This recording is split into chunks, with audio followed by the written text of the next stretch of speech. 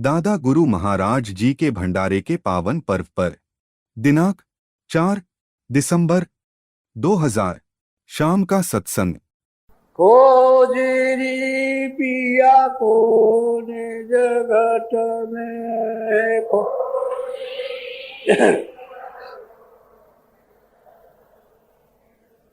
जो तुम पिया से मिलना चाहो, जो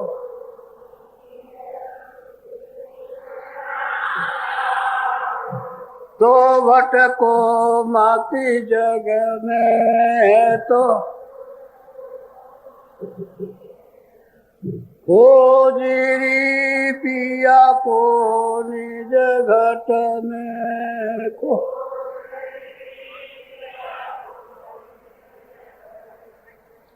तीरथ भरत करम आचारा, तीरथ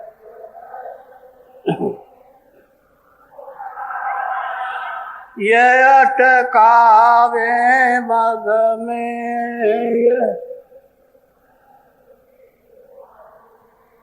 खोजरी पिया को निज घट में खो।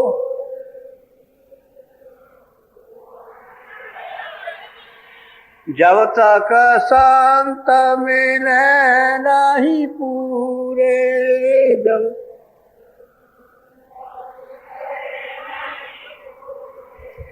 पड़े रहोगे अघ में,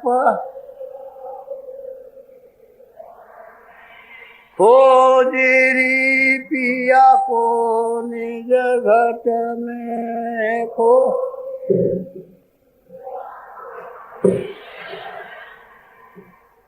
नाम सुधारस कभी न पाओ, नाम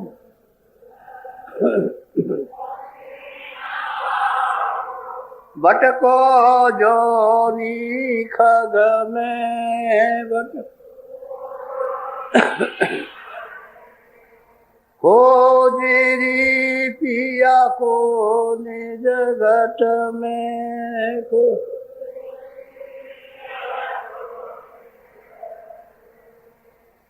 पंडित काजी भेख शेख सब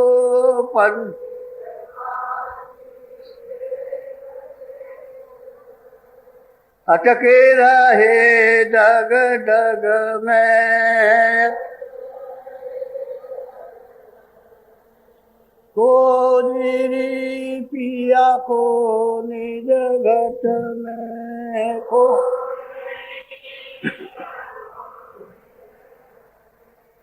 यह तो भूले विषय बास में, यह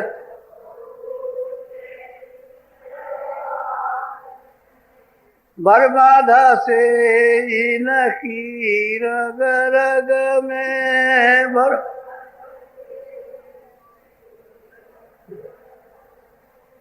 खोजरी पिया को निज घट में खो।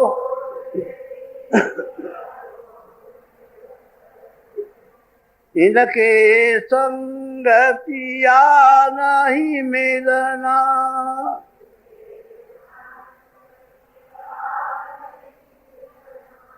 पिया मिले काऊ साध समग में,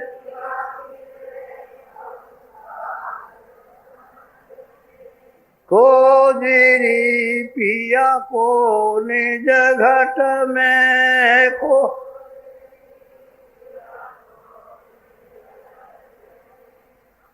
सतगुरु पूरे बहु समझा में,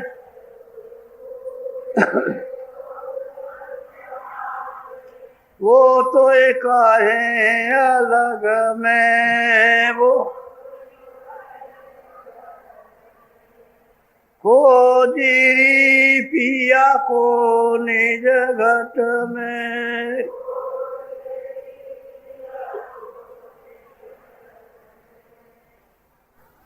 जय पूरे महात्मा थे। जंगल में निवास करते। गांव के लोग कुछ कुछ उनके पास आते जाते रहे, तो लोगों ने कहा कि हम तो साधु रहेंगे, गृहस्थी में नहीं रहेंगे। कहले देख लो, तुम्हारा अगर वहां गुजारा होता है तो उसमें रह जाओ, और नहीं गुजारा होता भजन करना है। अगर वहां बाधा पड़े तो तुम अलग हो जाओ। वो समझाते रहे, तो समय आ जाएगा तब अलग हो जाना, अभी क्या करो। तो कुछ दिन के बाद जब पैदल भजन करते करते करते करते और उनको होने लगा, तो साधन भजन में बाधा पड़ने लगी। तो उन्होंने कहा महाराज जी बाधा पड़ती है। कह रहे ठीक। कह रहे बाल बच्चे सब बड़े हो गए, अपना अपना करते, हमको तो कुछ करना धरना नहीं है, हमारी जिम्मेदारी खत्म हो गई। कह रहे तो ठीक है, जब आपने जिम्मेदारी खत्म कर दिया अच्छी बात है। तो घर में जाना बंद कर दिया। तो महात्मा जी बोले कि देखो भाई ऐसा है, वहां तो तुम शरीर से मेहनत करते थे और अपना कमाया मेहनत से और अपना पालन पोषण किया, तो यहाँ बैठ के तो तुमको मिलेगा नहीं, मेहनत जरूर करनी पड़ेगी। और मेहनत करोगे तभी ठीक रहेगा, बगैर मेहनत के नहीं। उनका जो आपका आदेश हो करेंगे। तो एक काम करो कि भिक्षा मांगने जाओ, झोली है अपना अपना मांग के ले आओ, गांव में जाओ और झोली लेकर के वहां खड़े हो जाओ। तो अपना कभी उस गांव में, कभी उस गांव में, कभी उस गांव में, तो गांव वालों से एक एक रोटी, पहले भाई हमको एक ही रोटी चाहिए, एक एक रोटी उनको 7 घरों में गए, 7 रोटी मिल गई। 7 रोटी का मतलब है कि 1 हफ्ता रोटी लेकर के आए और अपना टांग दिया। एक रोटी निकाली, पानी में भिगो के खा ली और भजन कर रहे। ये जिब्या का स्वाद बात कुछ नहीं, उसके साथ नमक भी नहीं, भजन करने लगे। महात्मा जी ने पूछा कि भाई तुम्हारा भजन ठीक हो, कहा को इंद्रिया कहे कोई जोर नहीं करती, इंद्रिया कोई मन कहे मन नहीं बात, अब बिल्कुल एकदम से लगा हुआ। आपकी कृपा और दया हो रही है, और दया कृपा से होगा, वैसे नहीं हो सकता। कह लगे ठीक है। तो उनमें से कुछ साधु एक गांव में चले गए, नए गांव में। तो झोली लेकर के खड़े हुए, तो एक आदमी जब दरवाजे पर खड़े हुए कि यहाँ कैसा खड़ा, कह लगे भिक्षा लेने आ, मारा उसको कष्ट। तो साधु बहुत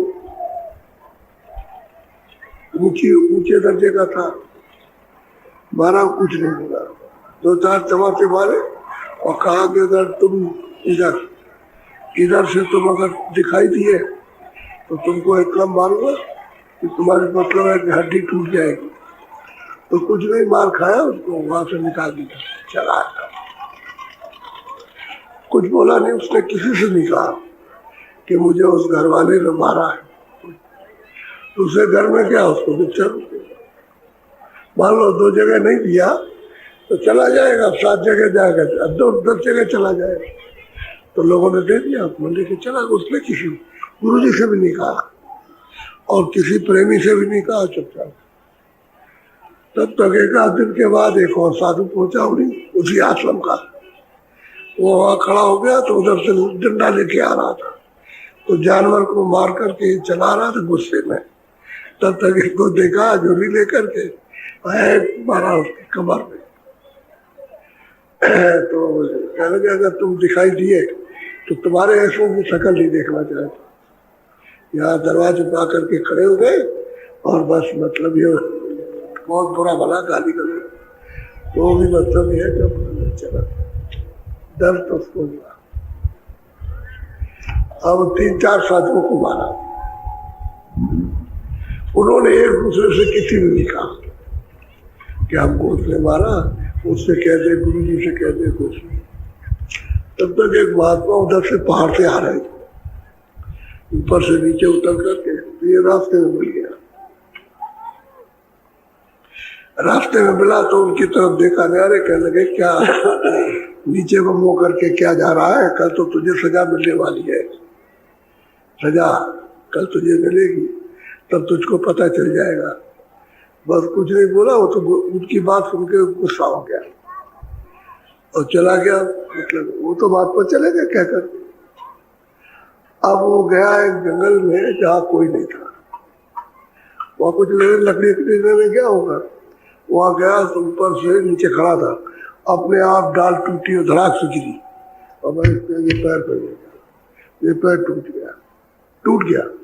अब वहाँ जंगल में चिल्ला रहा। उधर से वो साधु आ रहे थे, वही जो भीख मांगते थे, कि भाई कोई चिल्ला रहा बड़े जोर के साथ। तो ये देखा कि इसका पैर टूट के खून बह रहा। तो उसमें से साधु कुछ जड़ी बूटी जानते थे, तो देखा ये, पहले तो उन्होंने ध्यान नहीं दिया, तो ये तो फौरन दौड़ के जब खून निकल रहा था, चिल्ला रहा था, तो गए वो जड़ी ले आए, वहीं पास में मिल गई और उन्होंने निचोड़ करके उस पर डाली तो खून बंद हो गया और अपना अचला फाड़ करके और फिर उसको बांधा उसको। तो दूसरा साधु था जो बांध रहे थे, तो बोला तो कुछ नहीं, पहचान लिया कि यही है जिसने डंडा मारा थे, उसको बांधा बूढ़ा। और एक साधु ने अपना ये लंगोटी पहने रहा, अचला खोला और उसको बिछाया। तो उसको पहले तो उसमें लादा, ये भी पकड़ के उधर से 2 पकड़े तो इधर से ले चले। उनका ऐसे काम नहीं चलेगा, ऐसा करो कि ये पेड़ है, इसकी डाल तोड़ लो और डाल तोड़ करके लकड़ी बना के उस पर धर के ले चलो। अब वो चिल्ला रहा, अब उसको इस तरह से किया, पट्टी बांधी, बांध करके रखा, उस पर लाद के ले गए। वो चाहे पहचान तो लिया, तो उसके गांव कर ले गए और वहां उसको उतार दिया। उतारा तो लोगों ने देखा, स्त्री भी उसकी आई तो चिल्लाने लगी, आया है। तो बैजी को बुलाया कि भाई बैजी, अगर तुम तो बंद हो गया, अब पैर है, पैर टूट गया, उसका क्या करेगा, बैठाने वाला मिले, जोड़ने वाला तो काम। अब उसको बहुत देर के बाद होश आया, तो कहता हमने बहुत गलती की, हमने बहुत पाप की, हमने बहुत गलती की। ये साधुओं को हमने मारा और साधुओं ने हमारी सेवा की और साधुओं ने हमने इनको मारा और इनको गाली दी, हमने बहुत पाप किए, उसी का हमको ये दंड मिला। वो महात्मा कह रहे थे कल सजा मिलने वाली है। अगर उनकी बात को ध्यान से सुन लेता, पूछ लेता, तो बचने का उपाय हो जाता। तो उनसे भी नाराज होकर के चला गया। यह है जीव का दुर्भाग्य। भजनानंदी कोई साधु हो, आप कुछ नहीं कर सकते उसकी सेवा, तो मारपीट और गाली गलौज क्यों करते? आखिर में देखो कि उन्होंने आपकी किसी से कोई बात नहीं की और जब घटना हुई तो वही काम आई, वही साधु जिनको मारा, गाली दी, वही उनके उसके काम पे उस मुसीबत। तो साधु सबका होता है, वो गाली उसके पल्ले तो बनी नहीं, तो साधु साहब उसकी गाली को कौन पकड़ेगा, कौन अपनी जेब में रखेगा? तो साधु अपना काम करता, उसको इससे उससे उससे कोई मतलब नहीं है। साधु होना चाहिए, कहना चाहिए कि अपना जो काम है उसको अपना करना चाहिए। अपना देश तो धार्मिक है, ये तो देश है, यही इतना ही हिस्सा आपको धार्मिकता का मिला जो ऋषियों मुनियों ने, और ऊपर से मालिक ने इसको बद्ध है, इसको समझा। ज्यादा तक महात्मा गंगा के इधर उधर इस तरफ इधर उधर ज्यादा रहते, किनारे किनारे, जंगल में गए, इधर रहे, आपके पास में रहे। ज्यादा महात्माओं का आगमन इसलिए हुआ, और बाकी कुछ इधर उधर हो गए जो गंगा जमुना से थोड़ा दूर है। ये धार्मिक देश है, यहाँ सदा सद्भाव, प्यार, सेवा, दया ये पढ़ाई जाती है। ये दया भाव है, और जीवों को यही दया भाव है, दूसरी जगह नहीं है। दूसरी जगह तो अपने बच्चों को भी नहीं समझते। कहते हैं भाई कानून से आपने पाल पोस कर पैदा किया, अपना कानून काम, नौकरी का मौका भी निकले तो निकाल देते। उन मुल्कों में ये सब कुछ नहीं है। आपके मुल्क में कि बच्चे को, बच्ची को, रिश्तेदार को, जान पहचान को कोई आ जाए शादी की सेवा करते, तो अपना देश इसको लोगों ने बिगाड़ दिया। ये बहुत ही अच्छा देश था, बड़ी सद्भाव थी, दया थी, प्रेम था, सब लोग मिलजुल करके रहते थे। अभी हम लोगों के वक्त में सब लोग प्रेम से गांव में रहते, कोई लड़ाई नहीं, कोई झगड़ा नहीं। अभी देखा गया था, अरे 50 साल के पहले तो पूरा देखा, ये पूरा देखने को गांव में मिला। और किसी की तरफ भी आप मतलब ये जाइए तो उसमें कम से कम 80%, 90% दिया हुआ। एक आध दो चार आदमी इधर उधर ऐसे ही निकल जाते, वो तो मतलब ये तो बड़ा अच्छा था। आप तो कुछ नहीं, अब तो रो रहा हूँ, कुछ कर रहा हूँ, चिल्ला रहा हूँ, बीमार हो, बुखार चढ़ा हुआ, कुछ नहीं, कोई पूछने वाला नहीं। अब तो ये हो गया कि अगर इसके पास खड़े हो गए तो दूसरा कह देगा अरे तुमने इसको मारा, इसको तुमने लूट लिया, उसी को फंसा देंगे और फिर उसके ऊपर मुसीबत लोग कोई अभी घटना होती है, कोई वहां खड़ा नहीं होता। आगे पड़ा है वो मतलब ये सिर फट गया, ये फट गया, चलो अस्पताल पहुंचा दे। हम यही सड़क पर देखते तो कोई नहीं आता, क्यों कि उसको कह देंगे इसने मारा, कौन बवाल लेगा।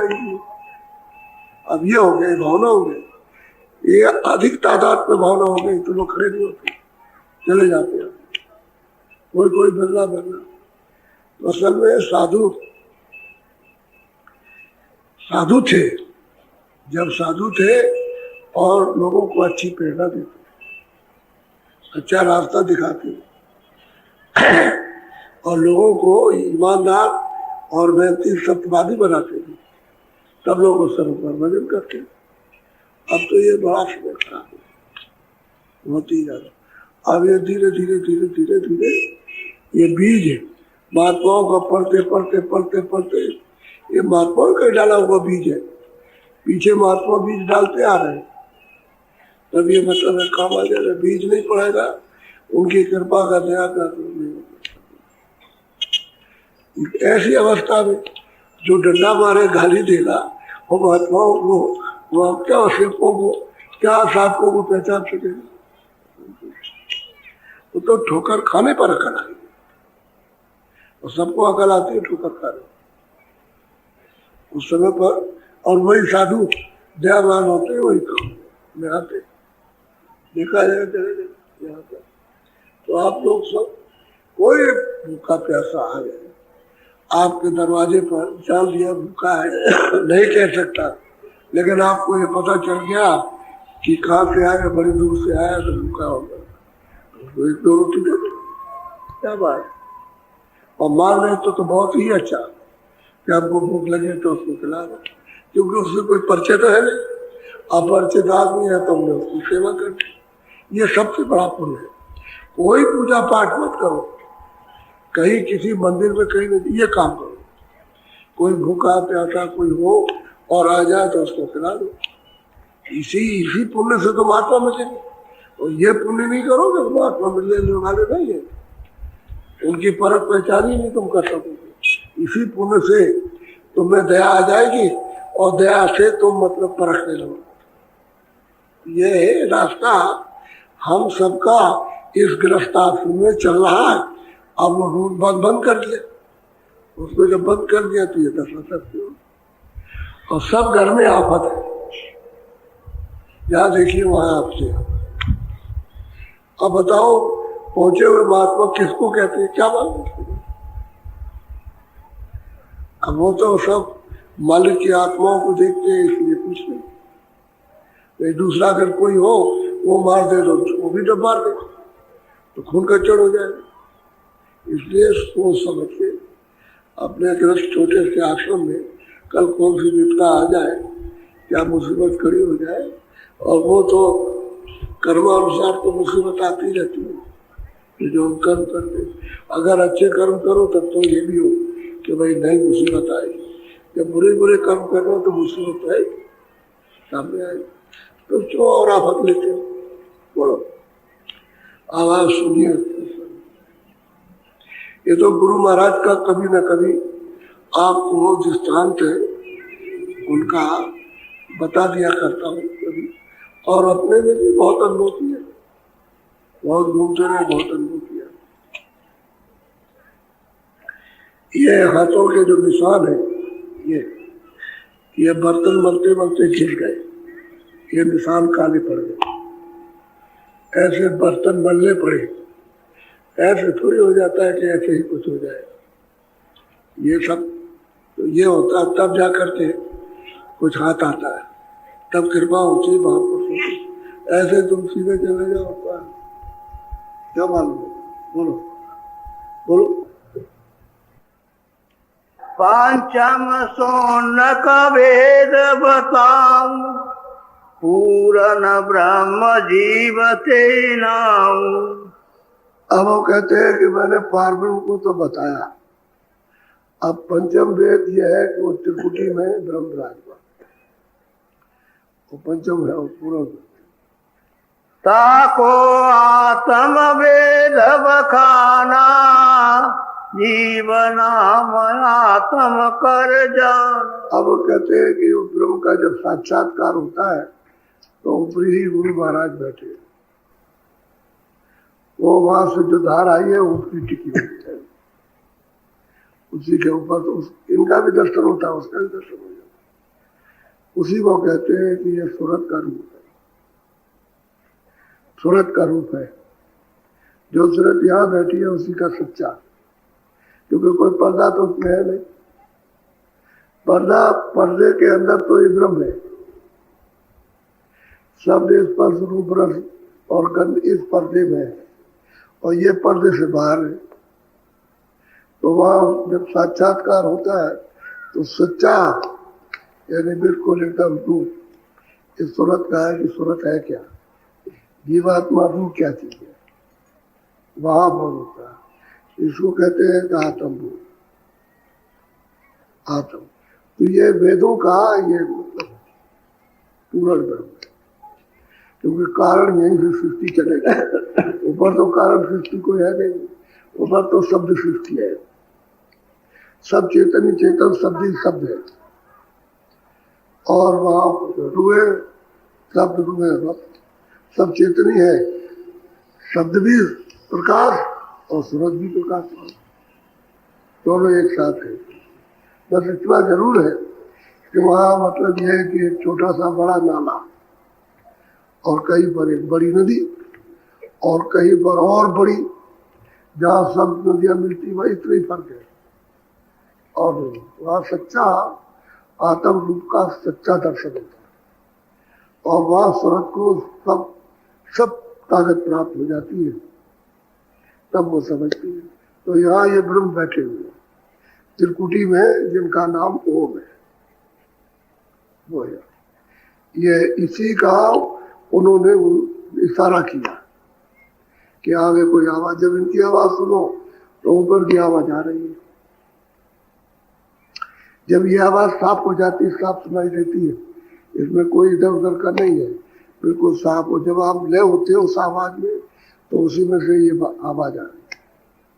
तभी उन्होंने ब्रह्मा ने इशारा किया कि भाई आगे कुछ है, आगे। ये तो हम सुन ही रहे, इस आवाज का तो हमको पूरा बोध हो रहा, जो वो बोल रहे वो हमारी समझ में आ रहा, लेकिन वो आवाज जो आ रही है वो समझ में नहीं आ रही, तो आगे कुछ है, इतना उन्होंने कहा।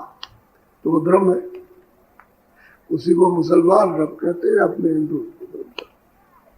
और ऊपर जो बैठे हुए हैं उनको मुसलमान अल्लाह कहते हैं, हम लोग उसको पार ब्रह्म। तो साधुओं ने कहा पार ब्रह्म, ये तो किताबें तो नहीं कहती, वेद किताबें शास्त्र पुराण ये तो नहीं कहते, ये तो संतों ने कहा, वो नहीं।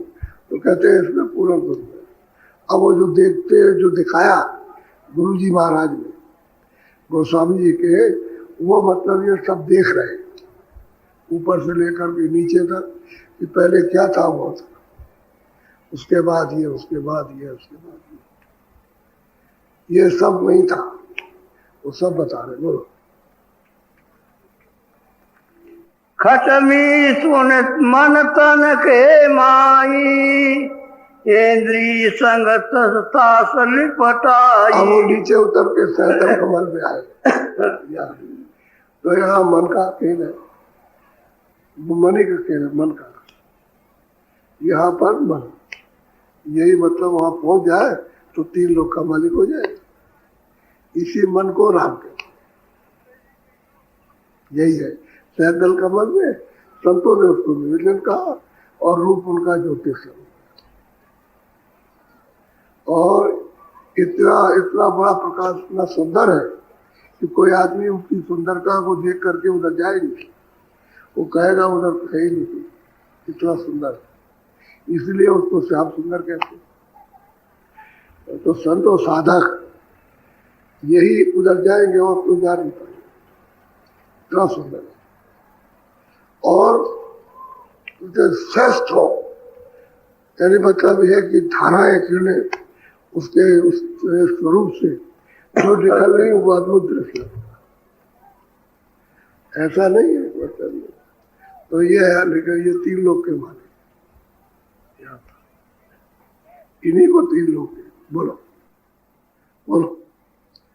परमहंस ते ब्रह्म बतावे, नेति नेति वेद गोरा। अब वो कहते हैं परमहंस जो कुछ जाने और कुछ करते हैं थोड़ा बहुत, और जो कुछ थोड़ी बहुत झलक की है, तो कहने यही ब्रह्म है। यानी सहस्त्र कमल में बैठा है ज्योतिष स्वरूप, उसी को ब्रह्म कहने लगते, यही है इसी को। और ऊपर ब्रह्म है उसे पता नहीं, वो उनको मालूम, वो मतलब मालूम नहीं हो सकता। इच्छुक कहते जो सहस्त्र कमल में बैठे हैं, इनको ईश्वर खुदा और जिनको मतलब है कि गाठ कहते हैं, यही है सहस्त्र कमल। अब इनको ब्रह्म कहने लगे। अब ब्रह्म कोई है, उनको यही राम है। ये जहाँ बैठे ये यावत है,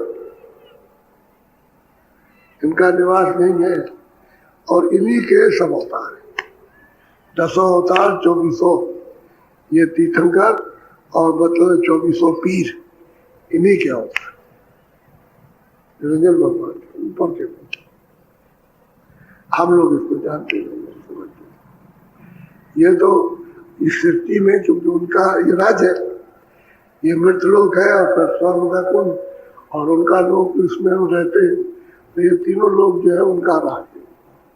तो जब यहाँ गड़बड़ी होती है तो यह ठीक करने के लिए अपनी यानी शक्तियों को दे देते नीचे की। तो शक्तियाँ क्या सोते होती, वहाँ भेज दिया, 2 भेजा, 4 भेजा, 1 भेज दिया, उनके साथ में माया लगा दी, वो भी रहती है साथ में, और दोनों को भेज देते हैं और कहते हैं जाओ धर्म का उपदेश करो, ना माने तो उनको सजा दो, संहार कर दो। हुक्म रहता है, उनका हुक्म रहता है कि अगर मनाओ तो मान जाए तो ठीक है, और नहीं माने तो संहार करो, संहार करो। तो और कृष्ण ने क्या किया था, महाभारत कराई, वो तो अभी ताजा मामला, 5000 वर्ष कुछ ज्यादा हुआ। तो महाभारत कराई, कितने विश्व के योद्धा वीर, जब बिगुल बजता था तो जैसे बिगुल बजा वैसे मैदान में वो सब लोग कुरुक्षेत्र के मैदान में अपनी सवारियों से उतरने लगे, बिगुल के बजते ही आ गए। इतना आने का साधन था। जब आज के हम 50 साल पहले कहते थे कि भाई तुम्हारा ऐसा साधन हो जाएगा कि तुम 12 घंटे में अमेरिका से हिंदुस्तान आ जाओगे, तो ये बात सुनते थे, बात कराते थे कि ऐसा झूठ बात, ऐसा नहीं हो सकता। हम कहते कि अमेरिका से तुम 3 घंटे में आ जाओगे, या ऐसे साधन हो जाएंगे। तुम 12 घंटे की बात तो छोड़ दो, 3 घंटे में यहाँ पहुंच जाओ भारत। अमेरिका से उड़ोगे ऐसे साधन हो जाएंगे, ऐसे चलते। अब आपको तो बात पता नहीं। तो कहने का ये मतलब है कि वो शत्रुओं को यहाँ भेज देते थे, तो उन्होंने ये करा। तो कितने लोगों को महाभारत साफ कर दिया। विश्व के जितने मुल्क हैं सबके योद्धा है और सबको सफाया कर दिया। और फिर उसके बाद उन्होंने कहा कि चलो, ऐसे नहीं, कुछ बात थी। यहाँ जब वो थे, यहाँ बड़े मस्करे थे इसी मथुरा में। कह लगे वो तो चला गया है, वो तो चला गया पश्चिम में, चलो इनके गुरु से पूछे चलते। तो गुरु थे दुर्वासा, जमुना के उस पार रहते थे। तो मस्करे लोग अपनी घाघरा कहते हैं लेगा, ये कितने पैर करके 15, 20, 25, 50, 100 पैर करके घाघरा, और एक को ले गए उल्टी थाली, उल्टी कढ़ाई। ऐसी जो कढ़ाई होती है उसको उल्टा किया जो आगे निकली रहे। तो ले गए तो दुर्वासा जी गुफा में बैठे थे, उनका कमंडल ऊपर रखा था। तो वहाँ नाच गाना ये वो सब करने लगे, करते रहे। तो जो नीचे से निकले तो उससे पूछा कि अरे गुरु जी ये बताओ कि लड़का है कि लड़की है। तो उन्होंने वही पानी छिड़क दिया ऐसे करके कि जाओ, यही तुम्हारा सर्वनाश करेगा, यही करेगा तुम्हारा सर्वनाश। तो फिर वहां से आए तो बस करे लोग, भाई क्या हुआ, क्या कहा दुर्वासा ने, क्या बताया। तो उन्होंने कमंडल लिया पानी और छिड़क दिया कि जाओ तुम्हारा यही सर्वनाश करेगा सबका। तो कह लगे अरे भाई इसको कढ़ाई खोलो। तो कढ़ाई के टुकड़े टुकड़े किए गए उसको ऐसे करके। फिर कहा नहीं ऐसे नहीं, चूड़ा बनाओ, इसका चूड़ा करो, इसका ऐसे नहीं तो ये बड़ी खतरा है। तो चूड़ा बनाया, उसकी बिल्कुल बारीक कर दिया। फिर उसको ले गए ऐसी जगह डालो किसी को पता नहीं है। तो ले गए, ले जा करके वहां द्वारका के पास, उस समय पर उस समुद्र बह रहा था पास, तो वही उन्होंने छोड़ दिया, उसी जगह छोड़ आए। तो ये किसको मालूम था, ये किसी को भी पता राज नहीं था, उनको मालूम ये कढ़ाई जो गुरु जी ने कहा वो कहाँ गई, ये किसी ने कभी नहीं बताया। महाभारत हो गया, सब लोग रहे साथ में, ये उनको मालूम था। तो सारे लोगों का आत्मेशन उन्होंने मतलब वहाँ एक पंचायत की कि हम किसको कौन सा राज देंगे, ये कि वो। अब वीर योद्धा तो खत्म हो गए, राजा तो गए, काट पीट करके सबको अलग कर दिया। अब खाली प्रजा तो जो बाकी, चलो तो ये सब मस्करे इकट्ठे हुए वहां जाकर। तो आप ये समझो कि 56 करोड़ आदमी होता है, ये तो आदमी 56 करोड़ है। ये तो जिन्होंने चश्मदीद अपनी आंखों से देखा वो तो वहां और ज्यादा थे। तो वहीं पहुंचे तो घास जमी थी, वहां कोई तो और तलवार कोई बंदूक तो थी नहीं। तो उन्होंने कहा तुमको ये देंगे हम नहीं लेंगे, उनका तुमको ये दे देंगे हम नहीं लेंगे। भाई ये कोहराम मचा, बस वो तो उठ करके चल रही है। और बस वही घास उनको मिली, तो इसने इसको मारा, उसने उसको ये मारा। ये लड़को सब कटपर के रिश्तेदार अपने घर वाले पहचान के क्या पहचान के जो भी मिले सबको एक दूसरे को मार के खून की नदी बह गई। वो तो आते हैं मतलब जब नहीं मानो तो कहते हैं बस संहार करा दो, उनका क्या बिगड़। वो तो जिसका राज है उसका हुक्म है, हुक्म बजाते। तभी उन्होंने कहा कि काल लो, मैं तुम्हारा हूँ, काल लो सबका, चाहे कोई भी आदमी हो सबका हो। और सुबह सुबह कर्म चलता था। आपको तो ये घटना सब कुछ मालूम नहीं है। ये अवतारी शक्तियां जितनी भी आती यही सब काम कर रहा है। में आबादी कम हो जाएगी, हमारा 12 कोस में दिए जाएंगे ना, तुम किसी से मिल ही नहीं पाओगे, आदमी नहीं रहेंगे तो क्या होगा। तो सुधर तो फिर चलने लगे। फिर आबादी बढ़ेगी, फिर कुछ होगा, और फिर तुम मनमानी करोगे, फिर कोई आ जाएगा। वही होता रहता। ये तो संतों का अगर ये प्रचार न होता, ये अभी तक घटना हो गई नहीं। ये उनके प्रचार से ही ये सब घटना हो जाती। ऐसे मतलब ऐसा मसाला सब तैयार है, ऐसा उनकी वजह से ये सब बताओ भाई जीवों को फिर मनुष्य शरीर तो मिलेगा नहीं, ये तो चले जाएंगे नरकों में। तो इनको मौका मिला, आपकी मिला मौका, और ये कुछ अपनी जीवात्मा के लिए कुछ कर रहे, ये उनकी वजह से ये नहीं हो पा रहा। और नहीं तो बस सब तैयार तुम्हारा, आपको ये तो देख मालूम, हम जाते रहे, आप बताते हैं कहाँ रहते हैं। ये इसलिए है गोस्वामी जी महाराज अभी इसी कलयुग में, अरे कितना है, 1589 में जन्म लिया और 16 से 80 में करीब 91 वर्ष की उम्र में अभी बैठे क्या, और आज उसे अंत तक देख रहे और सब कुछ कह रहे, देख करके सब वर्णन कर रहे, और सब आपको सुना रहे कि भाई रास्ता तुम्हारे घर तो जाने का है, ये रास्ता मालिक तो तुम्हारा हुआ, यार कोई मालिक नहीं। राजा मालिक रियाय का हो नहीं सकता, क्योंकि राजा की रियाय तो है नहीं, वो तो ये जीवात्मा के शरीर है। तो शरीर को कुछ ना, शरीर तो उसके सामने जाएगा, उसका भी जाएगा, इनका भी जाएगा। तो शरीर है, तो जब रियाय रहे तो अनुशासन में चले, अनुशासन कुछ नहीं। राजा में अनुशासन है ना, आप में अनुशासन, मामला सबका कौन होगा। अच्छी चीज कौन सिखाए, अच्छी चीज प्यार मोहब्बत कौन सिखाए, कि सब लोग प्यार मोहब्बत से, तो प्यार मोहब्बत से देखो, कहते हो इस्लाम प्यार मोहब्बत का, प्यार मोहब्बत रूहों का कत्लेआम, और कहते हो हम इस्लाम को और हम खुदा को मानते हैं, हम मोहम्मद साहब को मानते हो, कहते हो भाई प्यार मोहब्बत से रहो, ये तो सब खुदा की रूह है, ये उसकी रूह है, इसका हालात क्यों करते हो। लेकिन कुछ सुनने वाला कोई नहीं, किसी को कुछ नहीं पता कि भाई खुदा क्या है, खुदा की रूह क्या है। अगर इतना ही समझो कि उसी की ये रूह है, तो आप क्यों ये करते हो और कहते हो हम खुदा को मानते हैं। कोई कुछ नहीं जानता ऐसे। ये तो संतों फकीर ही इसको समझा सकते, बता, मोड़ सकते, सिखा सकते, और कोई किसी बात पूछा ही नहीं। बोलो बोलो। हाँ, सुनते मन को ब्रह्म बखाना, ताको नाम निरंजन कहते हैं इसी मन को जो सहदेव कमल में जो बैठा हुआ 3 लोक का मालिक है, इसको आप ब्रह्म कहते हो। और इन्हीं को संतों ने कहा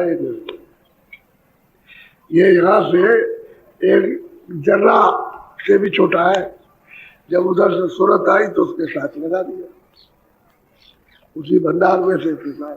अब ये जो जर्रा है वो अपने तत्व में मिलना चाहता है, यहाँ मिलने नहीं मिलेगा तो भटकता है। यहाँ मिल जाएगा हमारा सुख, यहाँ मिलेगा, यहाँ आनंद हमारा मिलेगा, यहाँ तो इंद्रियों के घाट पर यानी बैठ करके चारों तरफ भागता और खोजता फिरता, तो यहाँ तो कोई आनंद है नहीं उसका, आनंद तो उसने वहां के छोड़ दिया। वो तो जैसे सूरज सतलोक से आई और बिल्कुल पहले तो बहुत विशाल थी, अब आते आते आते आते उसकी मतलब है कि धार बहुत छोटी हो गई। पहले तो बहुत शक्तिदायक थी, अब वो उससे धार से अलग हो गई, तो अब ना के बराबर हो गई। अब ये अब उधर अगर शब्द के साथ मिल जाए तो मतलब वो सूरत तो वहां से आई, उसी के साथ रोकने के लिए इसको लगा दिया इस तत्व।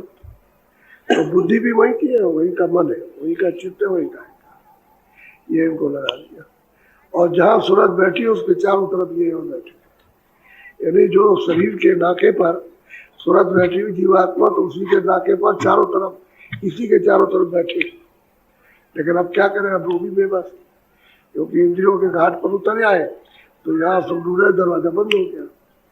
इसी को ब्रह्म कहते हैं, इसी ब्रह्म को यानी मन ही को राम कहते हैं, इसी को। और ये सहस्त्र कमल में धन्यवाद। असली चीज तो ये है।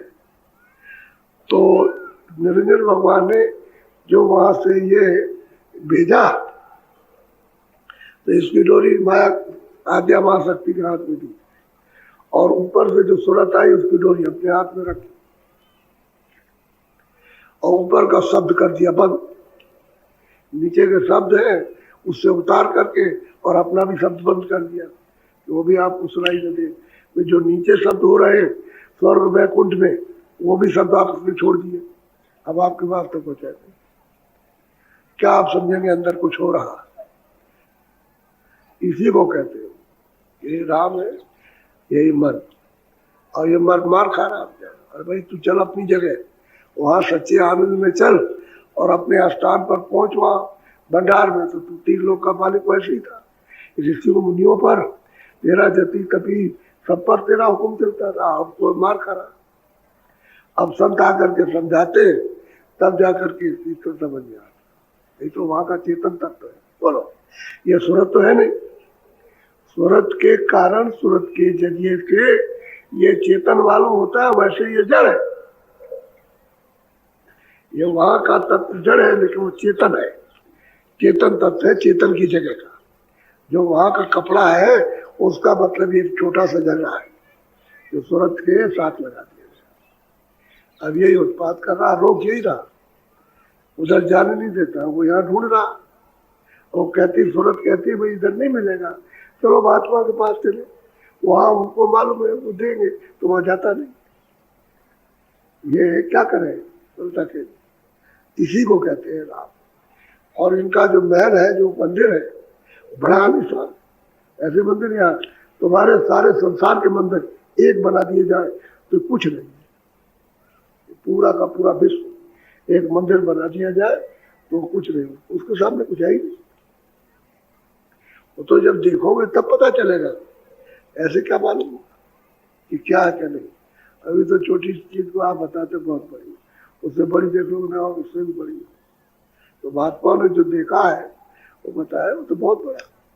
जब हम कहते हैं कि सूरज इधर से निकलता है इधर डूबता, उसके लाख हिस्से बना दिए जाए, उससे भी बड़ा है। तो इसकी क्या महिमा है? ऐसा उसका महल बना हुआ, उसमें वो विराजमान है और बैठे, बहुत सुंदर। बोलो, ये निरंजन नाम कहाई, ब्रह्मा विष्णु शिव सुत एव। अब कहते हैं कि इनका नाम तो निरंजन है, और ये मतलब वहां बैठे सहस्त्र कमल में और ज्योतिष स्वरूप में, इन्हीं के ब्रह्मा विष्णु महादेव सुत कहलाते, यानी पुत्र इनके कहलाते। क्यों? नीचे आद्या मां शक्ति है, तो उनसे ये पुत्र तीनों के तीनों। अब असली बात ये रही कि जब इनको यहाँ भेजा वहां से, वो तो वहां रह गए, वो तो वहां रहे, और दूसरी सूरत को उन्हीं के बोध में आद्या मां शक्ति ने भेजा कि तुम नीचे जाओ और इनके गुणों को वर्णन करो कि ब्रह्मा का ये गुण है, शिव का ये गुण है, विष्णु का ये। तो फिर वो यहाँ आए, आकर के उन्होंने फिर समाधि लगाई, यानी समाधि लगा करके उन्होंने फिर ध्यान लगाया। ध्यान करते रहे तो 20,000 वर्ष।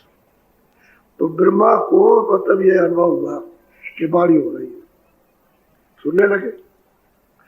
और इसमें फेल हो गए विष्णु, शिव भी फेल हो गए, ब्रह्मा इसमें सफल हुए सुनने में। तो अनहद वाणी हो रही है, अनहद वाणी, उसको सुनने लगे। जब गहराई में उसके गए, उस शब्द के साथ में मिले, तो उसमें से वाणी आ रही।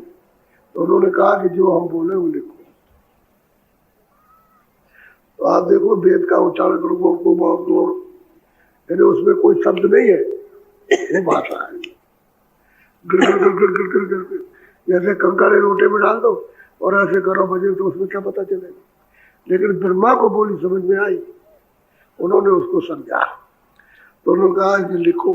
तो उस समय कागज तो था नहीं, तो पेड़ों की छाल उतारी, उस पर ये सब लिखा। उन्होंने लिखा लिख के जब तैयार कर दिया, सब हो गया, तब उन्होंने ये कहा कि तुम सबको सुनाओ कि कानून बन गया, विधान बन गया, और सबको सुनाओ, सारे विश्व ये कानून बन गया और अब सबको अधिकार दिया जाएगा। तब तो सबको सुना लगे, तब वही कानून बन गया मालिक का, समझ गए, ईश्वर का कानून बन गया। और ये है अच्छा और बुरा, पाप पुण्य, ये धर्म और कर्म, ये सब है उसमें, सब लिखा उसमें कुछ छोड़ा नहीं है, वो सब लिख दिया और आपको सुना दिया और कहा ये अधिकार आपको दे दिया गया। आद्या मां शक्ति ने को बुलाया, इनसे पूछा, विष्णु से और शिव से, कि तुमने पिता का दर्शन किया? तो उन्होंने कह दिया हमने नहीं किया। इनसे पूछा गया कि भाई तुमने जो लिखा है तो पिता का तुमने दर्शन किया? कह रहे हाँ हमने किया। तो उसने अंतर से देखा, इनसे वो खुश हो गई, विष्णु से और शिव से, कि अच्छा तुम्हारी जगत में पूजा हो। तो इनकी तो पूजा होती है और झूठ बोलने पर भी मत पूजा, लेकिन काम तीनों का एक है, उनका उत्पत्ति करने का, जहाँ कहीं भी मनुष्य शरीर की है, पशु की है, पंछी की है, इसकी उसकी है, जहाँ कहीं उत्पत्ति, और विष्णु का पालन पोषण। ये सब जीवों को जो जिसको जो चीज मिली है उसकी खुराक उस शरीर के लिए दो, तो उसको खुराक पहुंचाई जा रही। और शिव को कहा कि तुम जिसका समय है उसका श्रृंगार कर दो और खत्म करो उसको, मकान ले लो अपना, निकाल बाहर करो।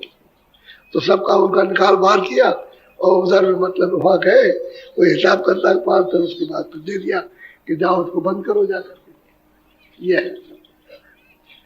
तो ये तीनों के तीनों निरंजन भगवान के सुत है और इनकी माता है आद्या मां शक्ति, ये इनकी माता है। भेद तो असली ये है। और फिर इनको सृष्टि का कार्यभार दिया कि तुम इसको सब संभालो। तो इस पर नियंत्रण तो आद्या मां शक्ति का, और उनसे कह दिया इनसे आद्या मां शक्ति ये तीनों हमारा भेद न जान सके, इनको कभी नहीं मिलेंगे। ब्रह्मा विष्णु महादेव को ऊपर जो बैठे हुए कभी इनको नहीं मिलेंगे। तो बताओ जब उन्हीं को नहीं मिलेंगे तो आपको क्या मिल जाएगा, क्या पाएंगे आप, बोलो। तेन पुण्य रचा पिंड ब्रह्मांडा सातो दीप और नौखंडा। अब ये है बत्ती रचना तो इनकी है, जो सहतल कमल में बैठे रचना इन्होंने की। ये सब रचना मृतलों की, ये सब शरीरों की। बाकी वैसे मंडल तो बना दिया, वो तो सत्पुरुष का बनाया। इनके पास मंडल बनाने की आवाज नहीं है, मंडल पहले बना दिया तब तो यह है। बाकी अंतर का जितना भी रचना का विस्तार वो इन्होंने किया, क्योंकि मसाला इनको मिल गया, सूक्ष्म मसाला और लिंग, और स्थूल मसाला मिल गया, उससे ऊपर से नीचे की इनकी की हुई है। जो सहजल कमल में बैठे हैं, इनको खुदा परमात्मा ईश्वर नाम इनका एक ही नाम है, वो कोई भी कहो नाम इनका नहीं है और कोई नाम नहीं। बोलो। ज्योति निरंजन इनको जानी ताको संतन काल। अब उनको जब देखा संतों ने तो इनको बताया कि भाई ये काल है, क्यों ये सब चीजें देते और छीन लेते, उसी को काल कहते। आपको सब चीजें दी, बच्चे दिया, रात दिया, पाठ दिया, धन दिया, दौलत दिया, और आप इसमें लगे हुए हो और बाबा छीन लिया। अब आप रोते रहे, चिल्लाते रहे, कोई आपकी तो इसी को काल कहते, यही काल। अच्छा, कर्मों का आपको अधिकार दिया तो कर्म करके आप उसको फंस गए, वो जला दिया ऊपर, तो उसी का तो ये काल बनता, और क्या बने। अगर कोई कर्म ना करो तो आपको कोई कुछ नहीं कर सकता, ना पाप करो न पुण्य करो तो कुछ नहीं, तब तो आप ऊपर निकल जाओगे। लेकिन कर्म करोगे तो हिसाब लेगा, छोड़ेगा नहीं। और एक एक चीज लिखी जाती है, आज क्या किया और ये किया, किसके साथ किया, क्या किया, ये सब लिखा रहता है। सब वहां कोई छूट सी नहीं, पूरा जैसे बही का था पूरा का पूरा चलता, सब लिखा रहता है। और जैसे ये कैमरे होते हैं ना, ऐसे वहां ऑटोमेटिक कैमरे, पूरे जीवन का, 50 की उम्र उसका, 100 की उम्र है उसका, 80 की उसका साफ, और नक्शा रख देंगे, देखो इसको तुमने ये किया, बकरे को मारा तुमने, शेर को गोली से मारा, आदमी को काट डाला, इसको काट दिया, ये चोरी किए, डकैती की, ये सब वहां है उसमें, आप इनकार कैसे करोगे? तो सब वहां है, आपको ये बात तो मालूम नहीं है, आप तो अंधेरे में हो तो समझते हो कोई नहीं देख रहा, और उनकी कलम हमेशा चलती रहती है, वो तो उजाले में बैठे, आप अंधेरे में आप क्या कर रहे हो वो देख रहे हैं, आप उनको नहीं देख रहे। असली चीज ये है, और संतों ने जो देखा वो आपको आकर के बताया भाई इनको काल है, और कहते भी है कि मैं काल हूं, कह भी रहे, कोई ये नहीं कहा कि नहीं काल हूं। बोलो, ये जम काल जाल जग डारा, यो धीमर मछली को। क्या करेगा बेचारा जीव, इस तरह से आपको इस जाल में बर्बादी, आप इस जाल से निकल सकते हैं। और फिर यह है, उन्होंने जो अपनी और जो शक्तियां उनकी है, अब वो मतलब उनको हुक्म दे रखा, जल्लाद है जल्लाद, और जल्लाद कहीं कहीं रहता, जब किसी की फांसी होती है तो जल्लाद बुलाया जाता, जब वहां दिखाई देगा और लोग देखेंगे करे तो जल्लाद आ गया, आज मालूम होता किसी की फांसी लगने वाली, ऐसे वहां जल्लाद रहते, बहुत काले भयंकर, शकल देख करके आप फौरन उसी वक्त में तुरंत सदी छोड़ दो, ऐसी शकल उनकी होती है। संतों ने तो खड़े होकर देखा, ये सब उनके रूप को खड़े होकर के देखा, तब उन्होंने बताया कि माँ तो ये हो रहा हो, तुम ये पता नहीं क्या कर रहे हो, बताया समझाया। बोलो, हाँ, दस अवतार निरंजन काला, बांधे जीव कर्म जग हम जाला। क्या करेंगे भाई 10 अवतार निरंजन भगवान के, अब जीवों को कर्मों में बांध लिया, अब उसकी सजा दे रहे, अब क्या करें? वो सच्ची बात है, जो सच्ची हो तो कैसे कोई काट सकता। अब इस जाल से कौन बचाएगा बताइए।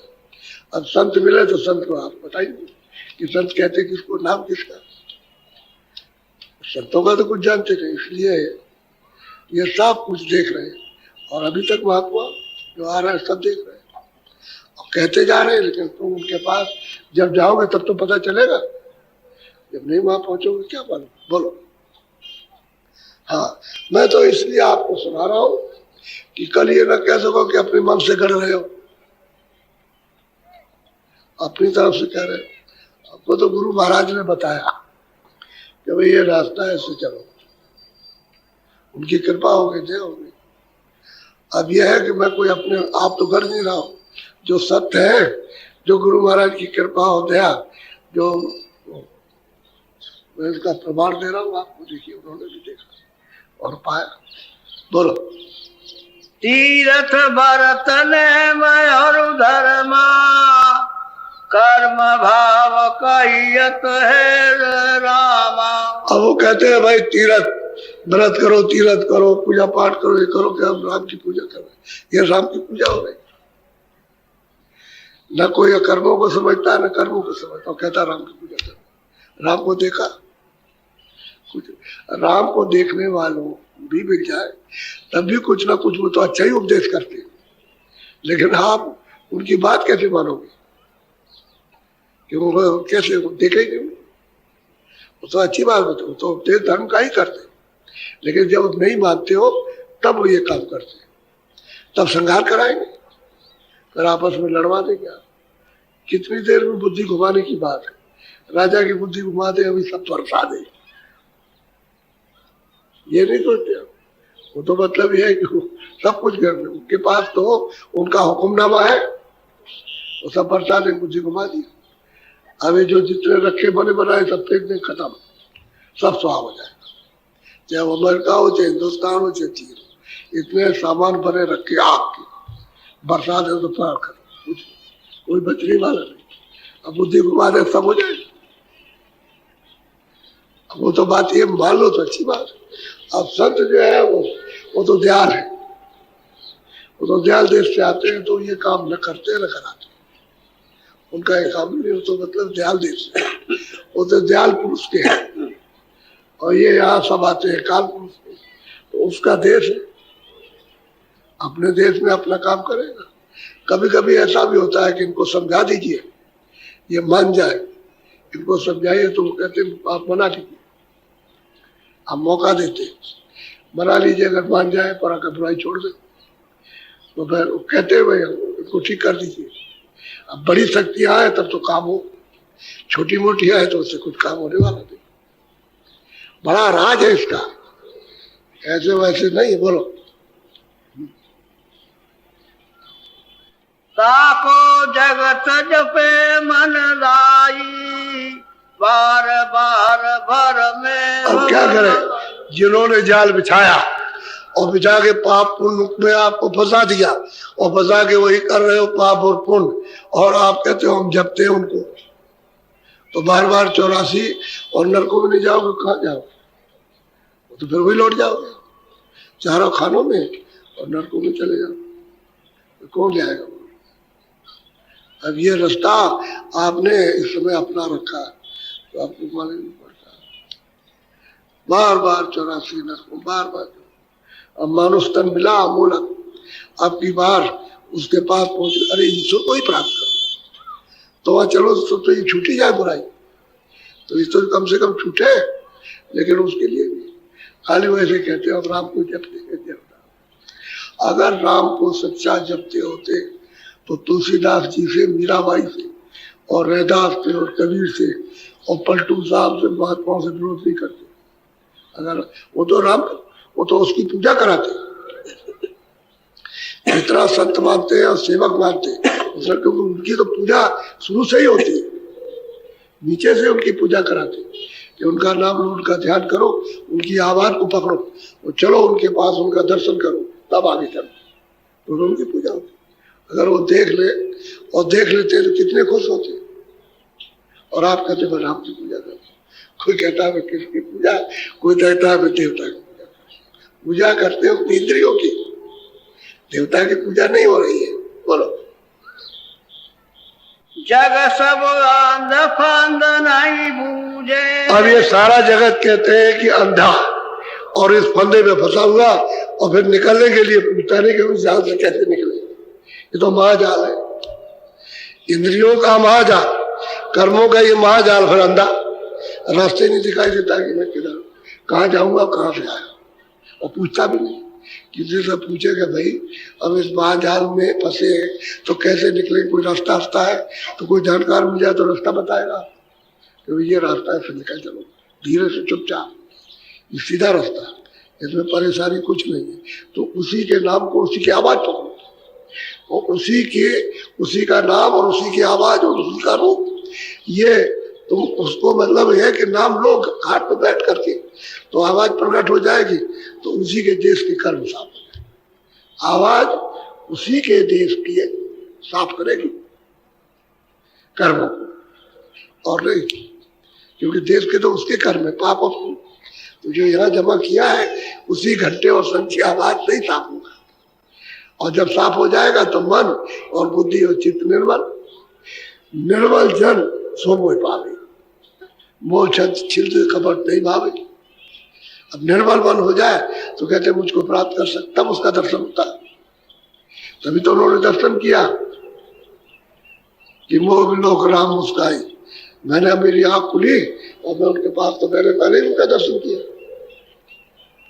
यही तो 3 लोक के मालिक है, यही तो अवध है और यही तो राम है। और आप राम को समझते नहीं, पता नहीं, राम को देखा नहीं, कृष्ण को देखा नहीं, और कहते हम कृष्ण के भक्त है, राम है, और काम क्या कर रहे हैं? उस देखो आप काम क्या कर रहे हैं, तो अपनी बुद्धि से समझो। तो अब जहां से कौन निकाले जब पूछोगे नहीं? अगर पूछने लगो तब तो कोई ना कोई मिल जाएगा, तो आपको रास्ता बता देगा, निकल चलना उसकी मदद। मेरी मदद तो ले नहीं कि भाई हम नहीं काट सकते तो आप जाल काट दीजिए। तो अब उनके पास तो औषधि है, वो कहते हैं नैन अमीय दृग दोष विभंजन, नेत्रों पर अंजन लगा देंगे तो मैल कट जाएगा, तो आँख खुल जाए, ये अंदर की आँख। अब उनके पास तो इसकी औसत दवा है, समझा ना, बूटी है। अब वो पूछोगे तो कभी कहीं मिलेगी, और तुम किसी से पूछते नहीं। कभी प्रश्न किया मैं कहाँ से आया, कभी किसी से पूछा कहाँ जाऊंगा, कुछ पता ही नहीं कहाँ से आया। मैं ऐसे चल रहे अंधेरे में, चले जाओ ऐसे ही फंस करके, ऐसे ही मर जाओ बेटा, इन्हें कुछ लिए दिए चले जाओ, तो वो कहते हमारा है। बोलो। अंधा भया हिये नहीं सूझे। अब गोस्वामी जी महाराज कहते हैं क्या करें, जब हृदय का अंधा हो गया, जब वो सूरत अंधी हो गई, बहरी हो गई, ना कुछ सुनाई देता ना दिखाई देता, तो फिर किधर भटकेगा उसमें अंधेरे में, ऐसा चक्कर मारेगा। अब अंधे को कहीं छोड़ दीजिए तो ऐसे करके मिलता है, उसे रास्ते नहीं मिलता। एक अंधा था, तो किसी से कहा, कोई आवाज आई, उनका भाई सुनो तो मैं अंधा हूं, मैं राजा से मिलना चाहता हूं। कह लगे अच्छा ठीक है, तुम इस किले की दीवार को पकड़े जाओ, आगे फाटक आएगा, फाटक तो अंदर चले जाएगा, सिपाही मिलेगा गेट पर। जब फाटक पकड़ लेना तो जब अंदर जाने लगे तो पूछे कहाँ जा रहे, कहने राजा से मिलना, तो कह देगा अच्छा जाओ। अब वो जब गेट पर पहुंचा तो उसको खुजली आ गई, खुजली आ गई तो थोड़ा 10 कदम आगे बढ़ गया, ऐसे खुजाते आगे चल दिया। तो फिर दीवार पकड़ ली, और फिर पकड़े जा रहा तो कोई दूसरा जा रहा था, बात करते हुए उनका भाई मेरी बात तो सुन लो, हम राजा से मिलना चाहते हैं, तो दरवाजा किधर है? कह ले दीवार को पकड़े जाओ, दरवाजा आगे देर के बाद आ जाएगा। और फिर घूमते हुए परिश्रम करता हुआ आया, और जब दरवाजा आया तो फिर खुजली आ गई, खुजाने लगा, आगे फिर पड़ गया। तो कहता दरवाजा नहीं है, इसके किले का दरवाजा नहीं, सब झूठ बोले, सब झूठ बोले। तो एक ने कहा भाई झूठ कोई नहीं बोल रहा, दरवाजा है, चलो। अच्छा वो आसा चलता रहा, वो दीवार पकड़े, दीवार तुम पकड़े रहो, दीवार पकड़े रहा। जब दरवाजा आया तो खुजाने लगा, कहने लगे ये क्यों खुजाता, ये क्यों खुजाता, दीवार छोड़ दी ना, दीवार पकड़, खुजाए हुए मत कर, और दीवार पकड़ के तब चल।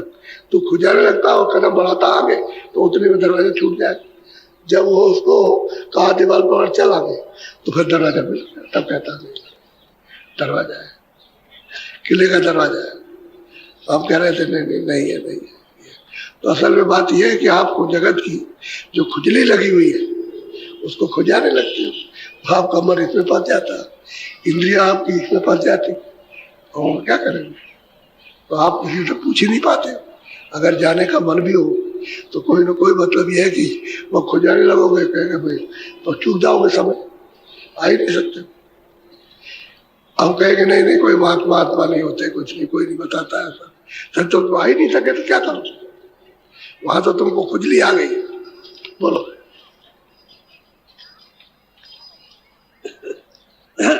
आधे अंत का भेद कै तुलसी देखा सही। अब गोस्वामी जी महाराज खुद कहते हैं कि मैंने यहाँ हाथ और यहाँ मैंने सब कुछ अपनी आंख से देखा, कोई उन्होंने लोकांतर को छोड़ा नहीं है, सब देखा। और कहते हैं गुरु ने सब देखा, गुरु ने देखा। बोलो। हाँ, लेखाय गमय लेख लखिया गादया दबुत कही।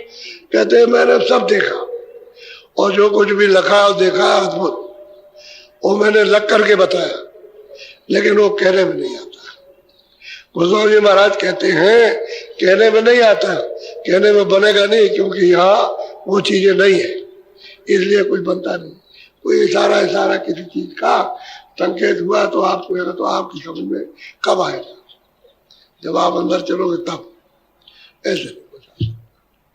ये बाहर की बुद्धि का और आंखों का काम थोड़ी है, ये तो जीवात्मा और परमात्मा उसका ये खेल है।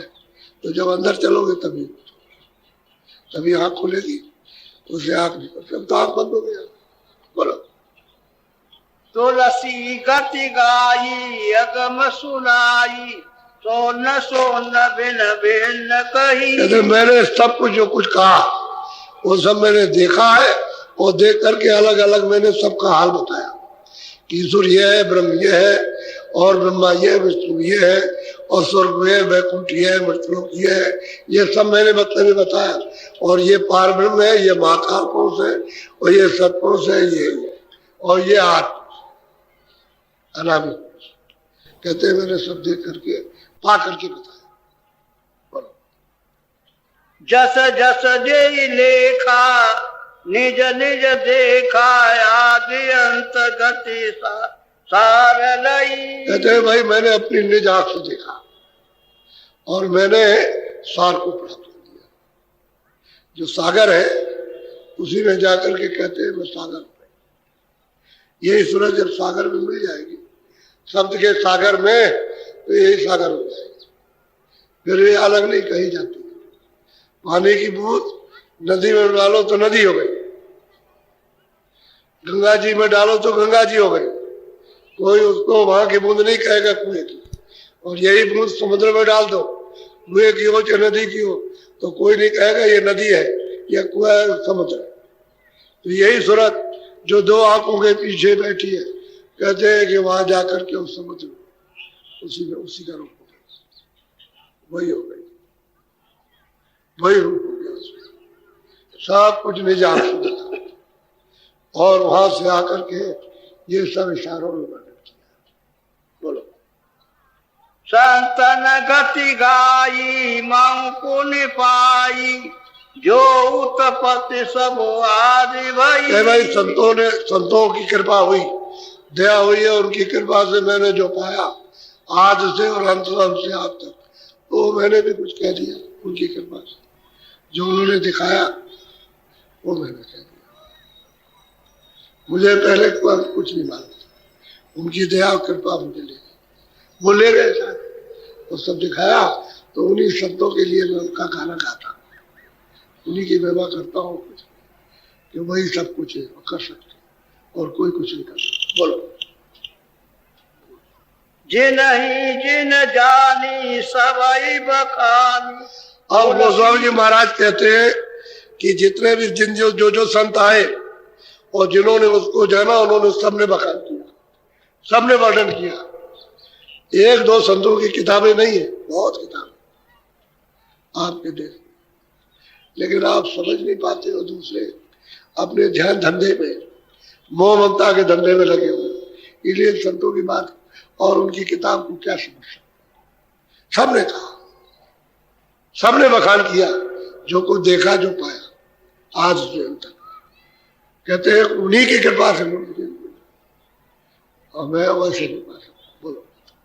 तुलसी उनकी लार लई। कहते मैं उन चरणों के, उन्हीं की लार में था, चरणों की रज था, उनमें चिपटा रहा तो उनकी कृपा हो गई, उनके चरणों की रज बन गया। इतने छोटे हो गए तो वो मालिक मिल गया। बोलो। सब ये कहा विचार, सार पार गति गाई के। गोस्वामी जी महाराज कहते हैं भाई मैंने सब देख करके समझ करके आपके लिए कहा कि भाई पार जाने का रास्ता क्या है, कैसे उस पार जाने की गति को प्राप्त करोगे। तो जाओ तो महात्माओं के पास, जब पूरे महात्मा मिल जाएंगे तो रास्ता मिल जाएगा, बगैर उनके मिले हुए रास्ता नहीं। चाहे कितना भी उपाय करो, ये तो भटका खाओगे अंधेरे में, अंधेरा ही है यहाँ। उजाला अगर पाना चाहते हो तो इधर चलना पड़े। ये अंदर घाट है, इस घाट को साफ करो और फिर आगे चलो, तब तुम्हारी आंख खुलेगी। और घाट साफ नहीं होगा तो अंधेरा रहेगा। अंदर से ही अंधेरा है, बाहर की आंखें खड़ी हो जाए, खराब हो जाएंगे तो ये सब कुछ नहीं दिखाई देगा, अंधे हो जाएंगे। अंदर की आंख से तो अंधे हो ही गए।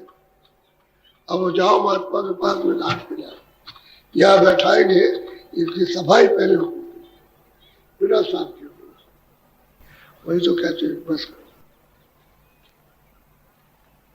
सब कुछ संतों की कृपा से होगा।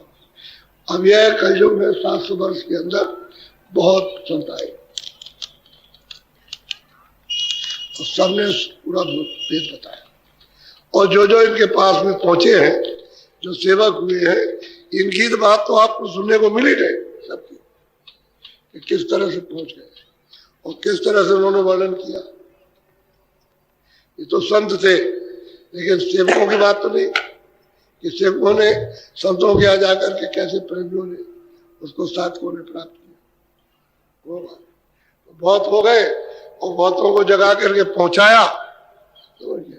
और जिनको कह गए ये काम करो जीवों को जगाने का, उन्होंने काम किया। जिन्होंने नहीं आदेश दिया वो चुपचाप रहे, अपने निकल गए, चुपचाप चले। वो बहुत, जो चुपचाप रहे बहुत है, किसी से कुछ बोले नहीं, कुछ कहा भी नहीं, सब देखते रहे और देख करके यहाँ से देख करके निकल गए और अपने वापिस परम पद में पहुंचे।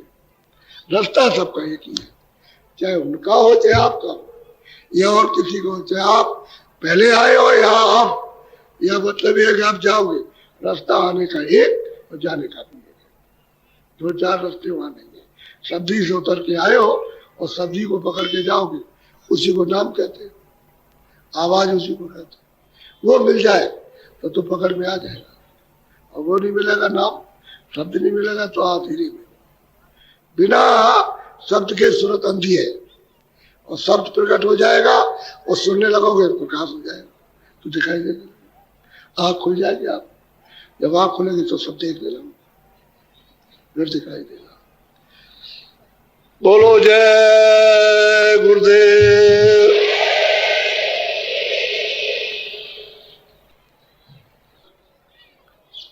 आप जो कहते हो मैं सब सुनता हूं, बहरा नहीं हूं और सब पर विचार करता हूं, तुम अपना कह भर दो मौसम, और मैं किस लिए घूमता हूं? तुम्हारा अंग छू दूंगा, ये करूंगा, वो करूंगा, ऐसे कर दूंगा, वो तो हमारे ऊपर छोड़ो। तुम अपनी बात कह डालो जो कुछ भी कह। अब तुम सोचोगे क्या, कहोगे हमारी बात नहीं सुनी, हमारे लिए कुछ नहीं किया, ऐसा नहीं, वो हम सब सुनते हैं, इसलिए और सब पर विचार करते हैं। तो गुरु महाराज की ऐसी दया है दया उन्हीं की, वैसे बाबा जी कुछ नहीं कर सकते, उन्हीं के बगैर कृपा के कुछ नहीं। हम तो उनके सेवा के और आपके भी सेवा करना चाहते। अच्छा बोलो जय गुरुदेव। जय गुरुदेव नाम किसका? सब लोग एक साथ बोलना, जय गुरुदेव नाम किसका?